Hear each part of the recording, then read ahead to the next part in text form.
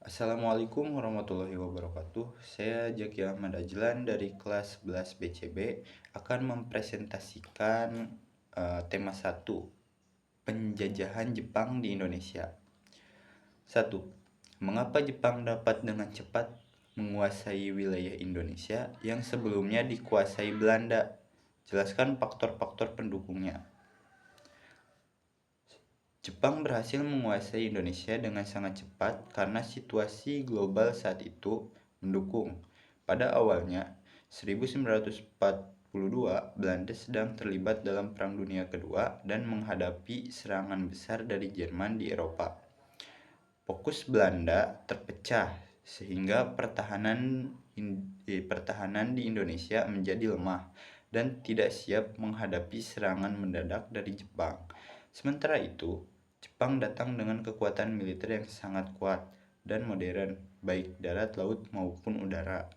Selain itu, Jepang memanfaatkan propaganda yang menyatakan bahwa mereka datang sebagai saudara tua yang akan membebaskan bangsa Asia dari penjajahan Barat. Banyak rakyat Indonesia yang terpengaruh oleh propaganda ini dan beberapa bahkan menyambut Jepang dengan harapan akan diberi kemerdekaan. 2. Apa perbedaan strategi penjajahan yang digunakan Jepang dengan Belanda di Indonesia? Bagaimana dampaknya terhadap kehidupan di masyarakat? Strategi penjajahan Jepang berbeda dengan Belanda. Belanda menjalankan penjajahan dengan sistem pemerintahan kolonial, mengeksploitasi sumber daya alam dan tenaga kerja melalui sistem tanam paksa dan pajak, namun tetap menjaga stabilitasi agar wilayah jajahan tetap produktif. Sedangkan Jepang sebaliknya, melakukan penjajahan dengan pendekatan militeristik dan keras. Mereka membubarkan lembaga pemerintahan dan menggantinya dengan struktur militer. 3.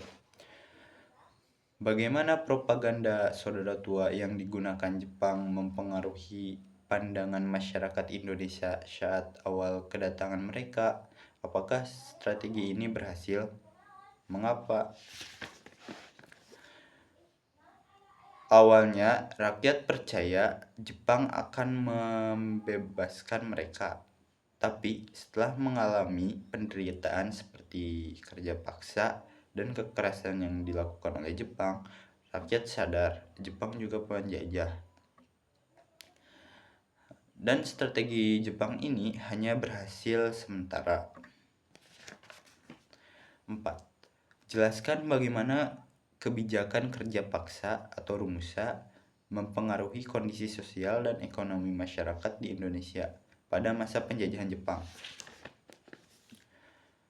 Romusa merusak kehidupan sosial dan ekonomi banyak rakyat. Romusa merusak kehidupan sosial dan ekonomi. Banyak rakyat kala itu meninggal karena kerja paksa. Keluarga-keluarga hancur. Ekonomi desa hancur dan muncul trauma yang mendalam hingga rakyat Indonesia melakukan pemberontakan.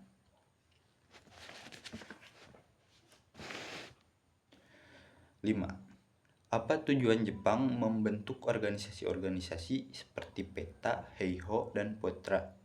Bagaimana organisasi ini kemudian berperan dalam perjuangan kemerdekaan Indonesia? Jepang ingin memanfaatkan rakyat untuk membantu perang. Namun, organisasi ini jadi tempat belajar militer dan politik yang kemudian dimanfaatkan tokoh Indonesia untuk memperjuangkan kemerdekaan. 6.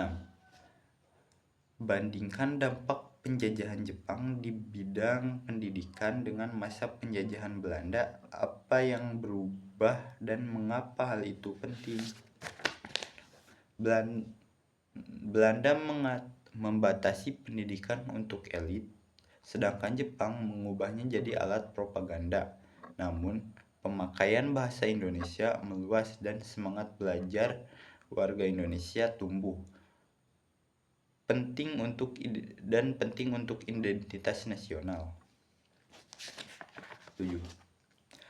Bagaimana reaksi masyarakat Indonesia terhadap kebijakan militerisasi yang diterapkan Jepang? Apa bentuk-bentuk perlawanan yang muncul? Rakyat menolak kebijakan militer Jepang, muncul perlawanan. Rakyat menolak kebijakan militer Jepang, muncul perlawanan-perlawanan seperti pemberontakan Peta di Blitar dan gerakan bawah tanah. Hal ini menunjukkan semangat rakyat untuk bebas dari penjajahan. 8. Menurutmu, apakah penderitaan rakyat Indonesia selama masa pendudukan Jepang menjadi pemicu penting bagi semangat kemerdekaan? Jelaskan pendapatmu dengan alasan yang logis. Pengalaman pahit selama pendudukan Jepang membuat rakyat Indonesia sadar pentingnya perlawanan dan kemerdekaan.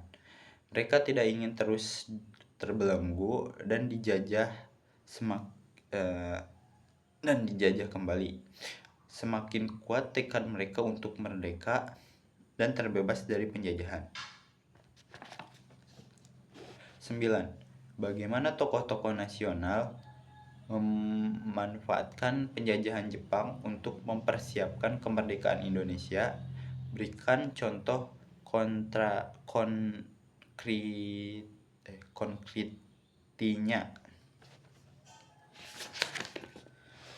Tokoh seperti Soekarno dan Hatta memanfaatkan organisasi Jepang seperti Poetra dan BPU PKI untuk menyebarkan